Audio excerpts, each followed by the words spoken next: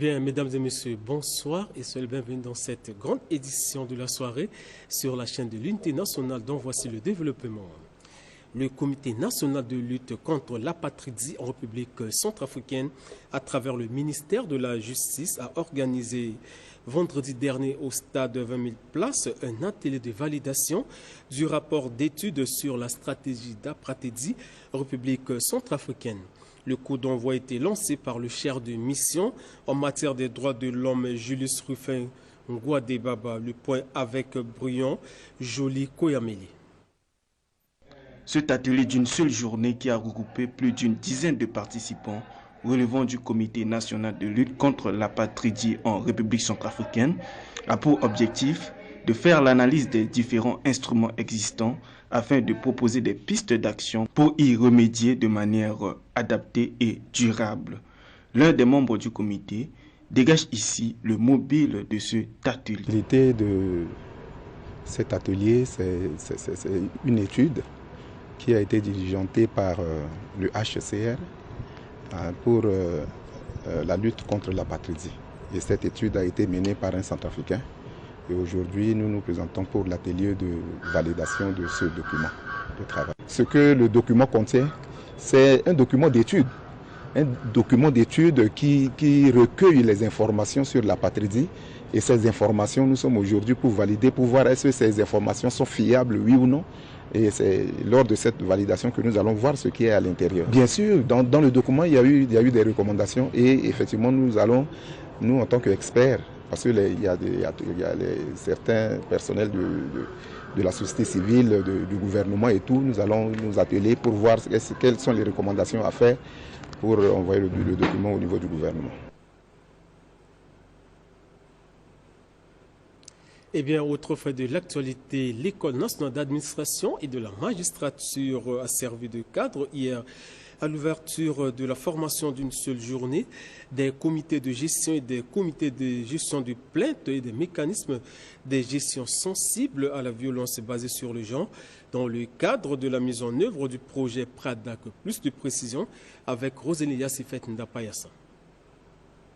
Cet atelier d'une seule journée qui a mobilisé plusieurs membres du comité de gestion en abrégé COGES et des comités de gestion des plaintes en abrégé CGP a pour but de former les participants sur les mécanismes de gestion des plaintes dans le cadre de la mise en œuvre de la mission d'ingénierie sociale sur le projet d'appui à la relance agricole et au développement de l'agrobusiness en Centrafrique en abrégé PRADAC. Le chef de mission d'ingénierie sociale du PRADAC donne plus d'explications. Aujourd'hui, dans la salle de conférence de l'ENAM, nous avons organisé une formation à l'endroit des comités de gestion et des comités de gestion de plaintes autour des ouvrages que nous appelons IPC, c'est-à-dire infrastructures productives communautaires. Ce sont des ouvrages qui ont été construits et mis à la disposition des communautés bénéficiaires du projet PADAC. Et ces ouvrages, comme vous le savez, ne peuvent pas être remis à la population sans pour autant prendre des dispositions nécessaires pour pouvoir les entretenir et les préserver. Et donc, nous avons envisagé et organisé et mis en place des comités de gestion pour pouvoir veiller sur ces ouvrages, prendre l'entretien afin que la communauté puisse bénéficier de ces ouvrages pendant la mise en œuvre du projet et après la mise en œuvre du projet pour que ça dure dans le temps. Et nous les avons convoqués aujourd'hui pour leur donner l'essentiel de ce qu'ils doivent savoir sur leur fonctionnement et sur ce qu'ils doivent faire pour pouvoir préserver ces différents ouvrages sur le terrain. Et en dehors des commissions de gestion, nous avons les comités de gestion de plaintes. Comme vous le savez, pour la mise en œuvre d'un projet, dans la plupart des cas, engendre parfois des réclamations et des plaintes liées à cette mise en œuvre. Et donc, nous avons aussi également mis en place des comités de gestion de plaintes dans le but de pouvoir collecter toutes les plaintes liées à la mise en œuvre du projet et toutes les plaintes liées également aux aspects de VBG, AES, abus et exploitation sexuelle, qui pourraient subvenir éventuellement afin qu'on puisse prendre des dispositions nécessaires pour régler ce genre de problèmes pour que les bénéficiaires ne soient pas victimes de ce que nous allons mettre en œuvre dans les communautés auprès de qui nous travaillons. Eh bien, sachez également que Ndokwa Séné risque à mener une campagne de sensibilisation des adolescents et jeunes sur la santé sexuelle et reproductive à Mboko et dans les 10 arrondissements de Bangui et ses environs. Cette campagne est sponsorisée par le ministère de la Santé et de la Population. Plus de précisions avec Divine Kekesi.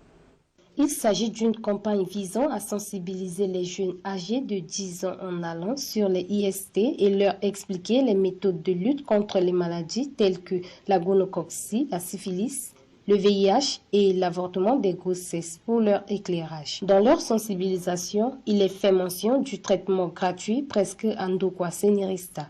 L'un des participants présente ici ses impressions.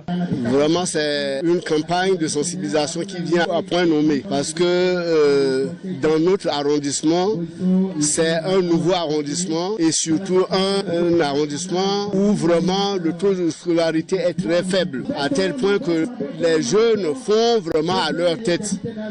Or, cette période d'adolescence est une période charnière où les jeunes se voyant dans cette transformation morphologique veulent maintenant tenter de tout faire. Ils se croient permis de faire ce qui n'est pas possible vraiment de faire. Et le plus souvent, lorsqu'ils se lancent dans cette aventure, ils se butent à des difficultés et parfois la mort s'ensuit.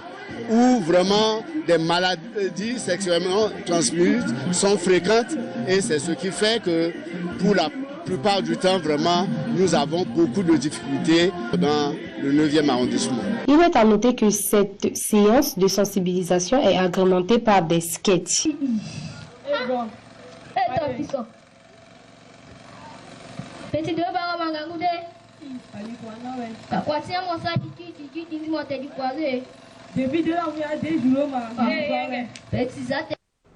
Eh bien, abordons maintenant le dossier Kwatikodo pour vous dire que dans le cadre de l'opération Kwatikodo, avec la participation des hautes autorités de la République, l'activité citoyenne reste et demeure une activité clé prônée par le président de la République, Faustin Archange Touadéra, pour lutter contre l'insalubrité dans toute la ville de Bangui et ses périphéries.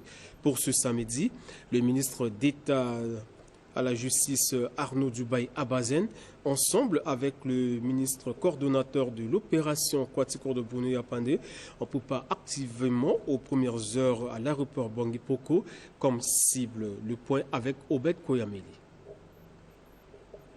Initié par le président de la République presque 3 ans de cela, dont l'objectif est de rendre salubre la ville de Bangui et avec ses artères.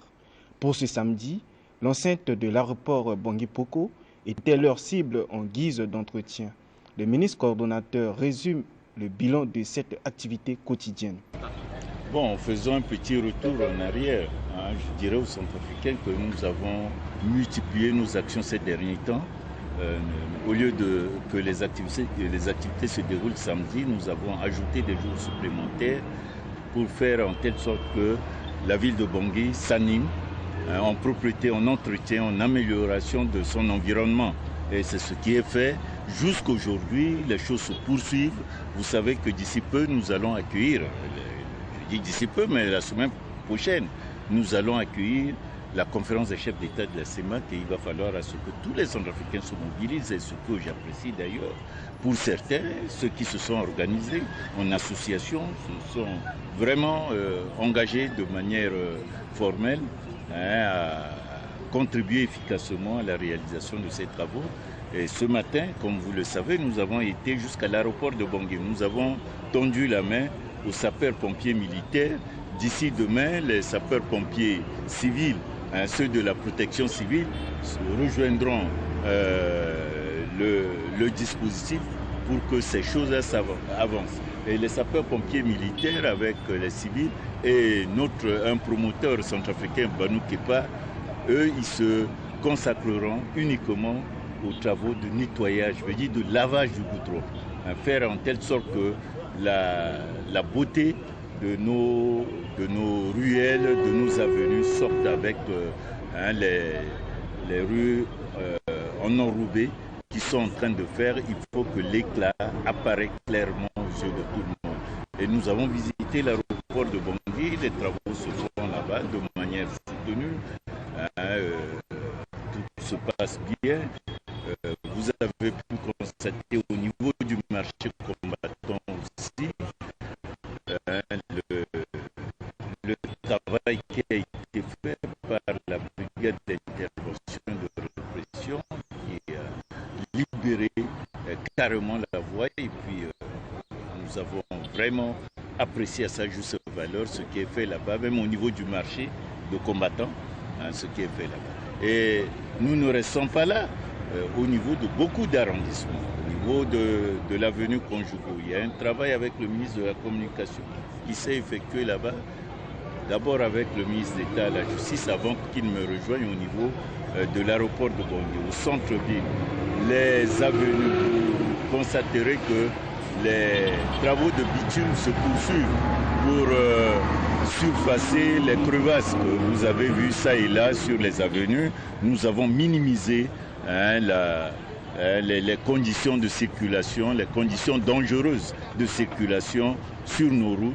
Maintenant, tout est bien et nous continuons à le faire jusqu'au début, jusqu'à la tenue de ce sommet de la CEMAC.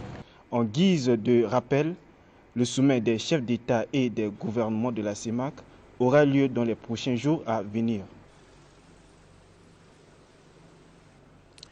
De son côté, le ministre chargé du transport et de l'aviation civile, Gautran Djono Abba, et le député de la première circonscription du 3e arrondissement de la ville de Bangui, Mahfouzou Zakariaou, avec les membres de l'association MC Racine, ont procédé ce matin aux opérations de nettoyage de désherbage des quartiers Cité Boeing et Kokoro. Le ministre se dit satisfait de cette opération suivie.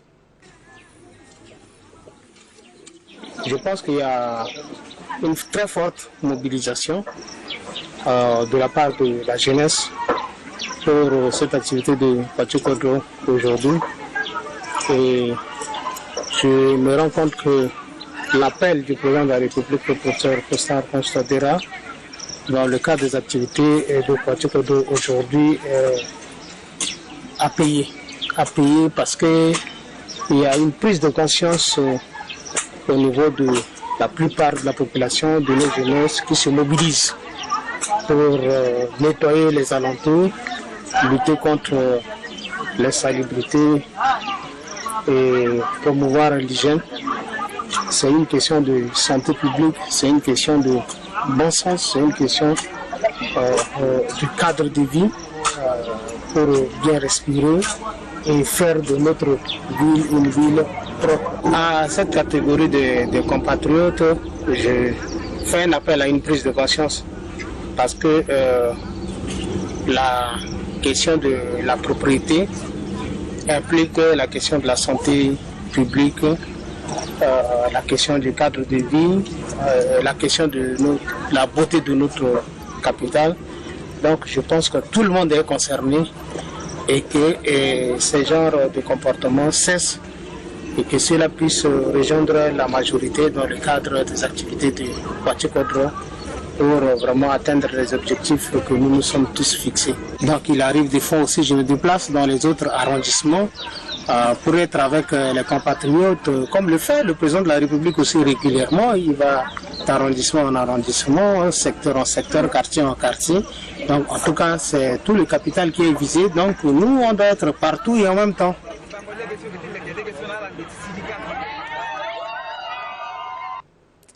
Restons toujours dans ce chapitre pour vous dire que l'opération citoyenne Kwatsi-Kodro se poursuit à Bangui. Pour ce matin, quelques membres du gouvernement préparent aux actions de salubrité au quartier Sango sur l'avenue Conjugo menant à l'aéroport Bangui-Poko, ensemble avec l'entreprise Enrobé Net et la population locale.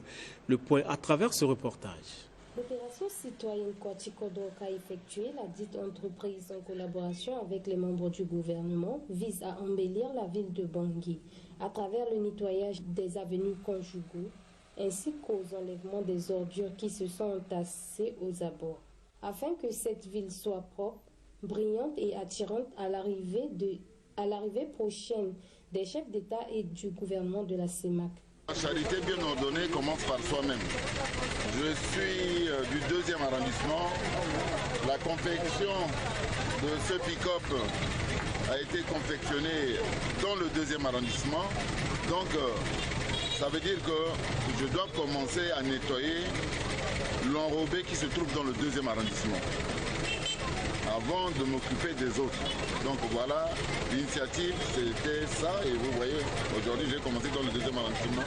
Donc je vais continuer et aller jusqu'au niveau de l'aéroport, là où ça se trouve. Les enrobés, on va les nettoyer. J'ai créé avec 4000 litres de citernes d'eau, avec des compresseurs, avec des groupes électrogènes. Donc tout ça là c'est la tête qui est sorti du 2e arrondissement uniquement pour laver l'enrobé. Il est à noter que cette initiative de l'opération Quaticodo ne concerne pas seulement l'arrivée de ces chefs d'État, mais c'est pour le bien-être de la population. Chapitre Quaticodo, toujours dans le cadre de l'opération citoyenne Quaticodo, le ministre en charge de la promotion du genre, de la protection de la femme, de la famille et de l'enfant, Marthe Augustine Kirima, entourée de la population de Lakwanga et les associations affiliées au MCU, a procédé ce samedi au nettoyage et au ramassage d'ordures du marché Lakwanga. Le membre du gouvernement s'en explique le pourquoi, le choix de ce marché. Samedi, c'est le jour consacré à l'opération Quaticodo. Et selon la vision du président de la République, chef de l'État, de créer un environnement sain et favorable à la communauté, nous avons organisé, ça fait la 2e séance, pour enlever les immondices qui se sont entassés au niveau du marché de la Kwanga. C'est un travail qui s'est fait en concertation avec le ministère de l'administration du territoire qui a mis à notre disposition. Vous voyez ce camion Ben-là et nous avons eu, lors de la première séance, nous avons eu aussi la contribution du ministère de l'Environnement. Donc le ministère de l'administration du territoire, le ministère de l'Environnement et puis les autorités locales. Vous voyez, chef de quartier de la première circonscription, du 2e arrondissement, le maire également du 2e arrondissement et la population. C'est ensemble que nous avons travaillé aujourd'hui pour finaliser l'objectif stratégique que nous nous sommes posés, c'est-à-dire débarrasser le marché de la Kwanga de ces immondices. Vous savez que, alors, c'est au niveau du marché que nous nous approvisionnons en nourriture. Et normalement, c'est un cadre qui doit être un cadre favorable pour la santé et le bien-être de la communauté. Donc nous avons pris cet objectif stratégique-là pour créer ce cadre favorable à notre environnement.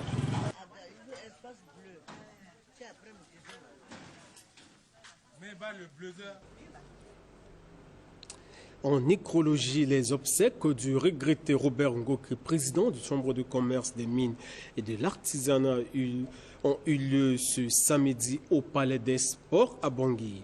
Décès survenu le 11 août dernier des suites d'une courte maladie. Les obsèques étaient déroulées en présence du président de la République, Faustin Archange Touadéra. Plus de précisions à travers ce reportage signé Vianney Martial Bofo. Les parents, les collaborateurs, amis et connaissances sont venus massivement au Palais de l'Omnisport pour rendre dernier hommage mérité au regretté Robert Ngoké, figure emblématique du commerce en République centrafricaine. Décédé à l'âge de 77 ans, il a été décoré à titre posthume par le président de la République.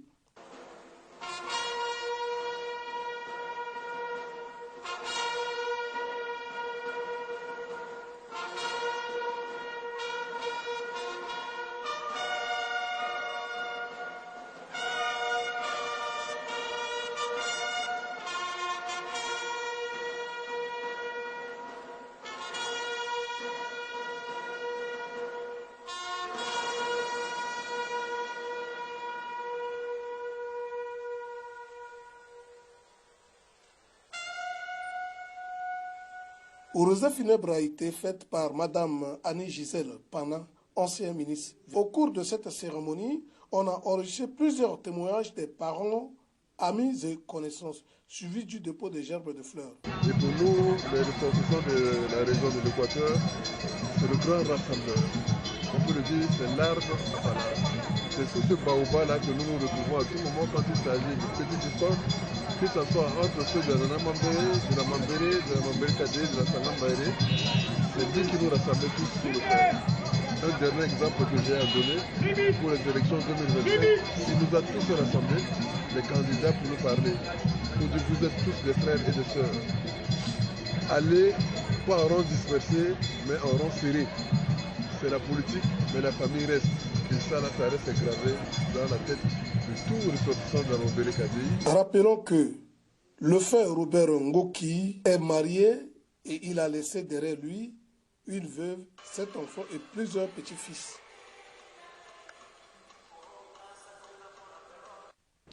Eh bien, cette nouvelle main terme, c'est à la première partie de cette édition propre par toute l'équipe rédaction de Télé Centrafrique. Merci à vous de l'avoir suivi. Abordons maintenant la page magazine de cette édition.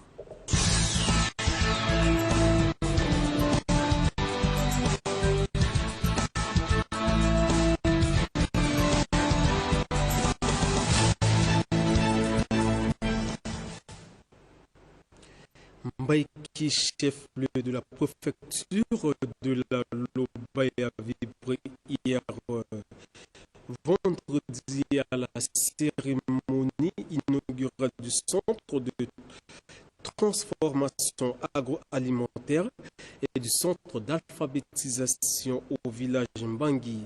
Ces projets sont financés par le gouvernement du Japon, mis en œuvre par le programme des Nations Unies pour le développement PNUD. C'était sous la houlette du président de la République, chef de l'État, Faustin Archange Touadéra, des plus hautes autorités du pays, des partenaires traditionnels de la République centrafricaine.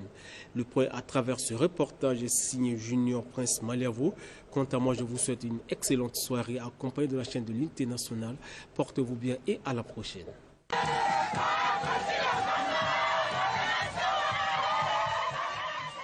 C'était aux environs de 10h30 qu'un hélicoptère militaire qui avait à sa bord le président de la République, chef de l'État, professeur Faustin Archange Touadéra, a atterri sur le terrain de football de Mbaïki. Aussitôt arrivé, le locataire du palais était accueilli en grande pompe par la population de la Lobaye et les autorités, où le président de la République et sa suite se sont rendus au village Bangui pour prendre part à la cérémonie inaugurale du centre de formation de transformation agroalimentaire et du centre d'alphabétisation de Mbaïki.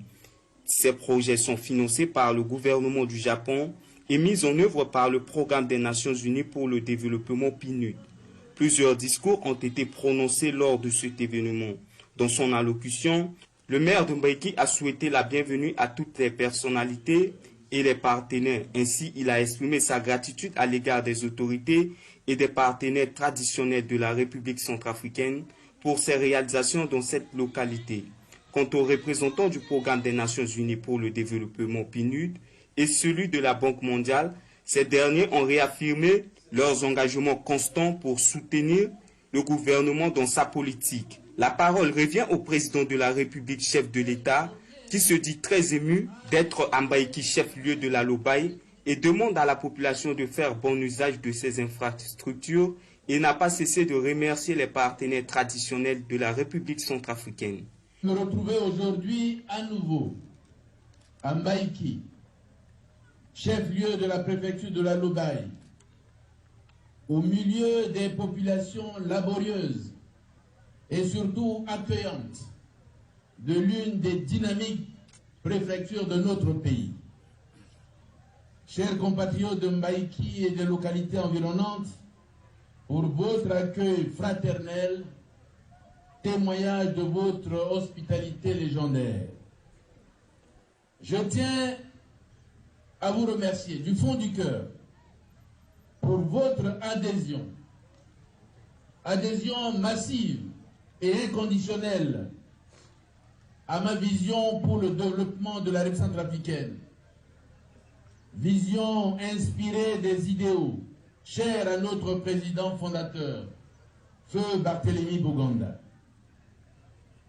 Je salue et remercie les autorités administratives, judiciaires, politiques et religieuses locales, ainsi que les chefs traditionnels, les femmes et les jeunes pour leur contribution quotidienne au retour de la paix et de la cohésion sociale dans la préfecture de la Lobaye. Je remercie tout particulièrement les membres du corps diplomatique et les partenaires qui ont fait le déplacement pour être parmi nous à Mbaïki. Votre présence, chers partenaires, à nos côtés nous honore et nous réconforte dans nos efforts constants de restaurer l'autorité de l'État sur l'ensemble du territoire, de renforcer la résilience de nos populations et particulièrement d'amorcer un développement inclusif, un développement équilibré et équitable de toutes nos régions. Mesdames et messieurs, vaillantes et laborieuses populations de la Lobaye, dans le cadre de notre plan national de développement 2024-2028, nous mettons un accent particulier sur la jeunesse, véritable pilier de l'avenir de notre pays. À ce titre, le projet Ikemba joue un rôle crucial dans le processus de désarmement, démobilisation et réintégration à travers la formation et l'encadrement de nos jeunes ex-combattants. Je suis fier de vous annoncer qu'en dépit des défis, 346 d'entre eux ont déjà bénéficié de formations professionnelles dans divers métiers porteurs, tels que la menuiserie ou la maçonnerie. Et ces formations sont accompagnées de kits et de soutien financier pour favoriser leur réinsertion socio-économique. Des activités rémunératrices à haute intensité de main-d'œuvre seront également mises en place, favorisant ainsi une inclusion sociale durable et la cohésion nationale. Dans le cadre de la première phase du projet de développement transport multimodal, Pointe-Noire-Brazzaville, Bangui-Djamena, plusieurs infrastructures ont été retenues. Il s'agit notamment de la clôture d'une école et la construction d'un bloc de 2 salles de classe dans les villages de Gouga. La réalisation d'une école à cycle complet ainsi que d'un centre de santé dans le village de Boulabaye. La clôture de l'école de Sokabo et la construite d'un séchoir. L'aménagement d'une maison des jeunes et d'un forage à Mongumba Centre. La clôture de l'école de Batalimo. La construction d'un marché et d'un forage. La clôture des écoles et la construction d'un bloc de 2 salles de classe dans le village de Mbata. L'extension du marché central de Mbaïki, ainsi que la construction de 2 séchoirs.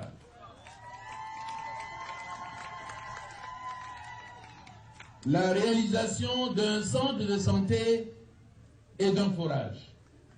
Mes chers compatriotes de la Lobaye, ces initiatives incarnent la concrétisation d'une politique de proximité où le gouvernement se tient résolument aux côtés des populations pour bâtir un Centrafrique solidaire, un Centrafrique prospère et tourné vers l'avenir. Aussi, je rappelle qu'une table ronde des investisseurs se tiendra du 14 au 15 septembre 2025 à Casablanca au Maroc. Cette rencontre sera une formidable opportunité pour mobiliser davantage les partenaires techniques et financiers et accélérer la mise en œuvre des ambitions portées par notre plan national de développement. Avant de clore mon propos, je voudrais adresser mes vives félicitations au bureau pays du PNUD en République centrafricaine pour ses réalisations qui répondent parfaitement aux besoins de la jeunesse centrafricaine. Je félicite et remercie vivement la Banque mondiale à travers les projets IPENGBA, PAPS 2 et PAR qui œuvrent sans relâche pour améliorer les conditions de vie de nos populations. Je salue également le travail des entreprises locales en charge de ces ouvrages qui, dans le respect strict des normes techniques et des délais impartis, s'emploient à faire de ces infrastructures notre fierté collective. Mes remerciements vont aussi à toutes les autorités, forces vives et laborieuses populations de la Lobaye, pour leur engagement constant et leur mobilisation exemplaire autour de ces différents projets. Je vous exhorte également à prendre soin des bâtiments déjà construits et des équipements, à les entretenir et à les protéger comme un bien précieux appartenant à chacun d'entre vous. Ces infrastructures et équipements sont le socle de l'avenir de notre jeunesse, le pilier de notre développement et surtout le symbole d'un engagement fort de l'État envers les populations. Avant son retour à Bangui, le président de la République a visité ces centres. Il a procédé à la pose de la première pierre sur le site de construction à Barguini, marquant le lancement des travaux de construction des infrastructures communautaires dans la préfecture de la Lobaye par le projet IPENGBA. Et enfin, le président de la République a remis des vélos aux bénéficiaires du projet Timon.